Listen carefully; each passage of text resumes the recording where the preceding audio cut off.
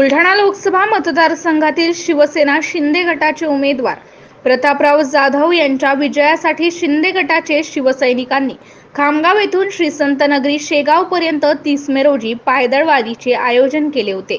येत्या 4 जून रोजी सार्वत्रिक लोकसभा निवडणुकांचे निकाल जाहीर होणार असून यामध्ये बुलढाणा जिल्ह्यातील महायुतीचे खासदार प्रतापराव जाधव यांनी चौथ्यांदा जिल्ह्याचे खासदारपद भूषवावे यासाठी शिवसैनिकांनी श्रींच्या चरणी साकडे घातले आहेत। श्रींच्या नावाचा जयघोष करून प्रतापराव जाधव यांच्या प्रतिमेसह खामगाव तालुक्यातील शिंदे गटाच्या शिवसैनिकांनी या पायदळ वारीमध्ये उत्स्फूर्तपणे सहभाग घेतल्याचे यावेळी दिसून आले। MCA न्यूज मराठी करिता राहुल पाटील मुंढे, खामगाव।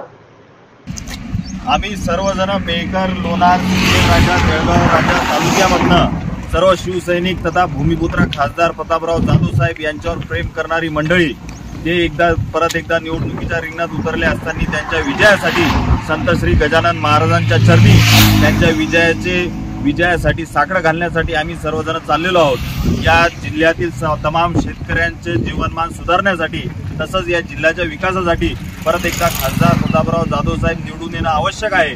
त्यामुळेच आम्ही सर्वजण त्यांची विजयाची प्रार्थना करण्यासाठी संत गजानन महाराजांच्या चरणी लीन होण्यासाठी चाललेलो आहोत। पायदळ वारी।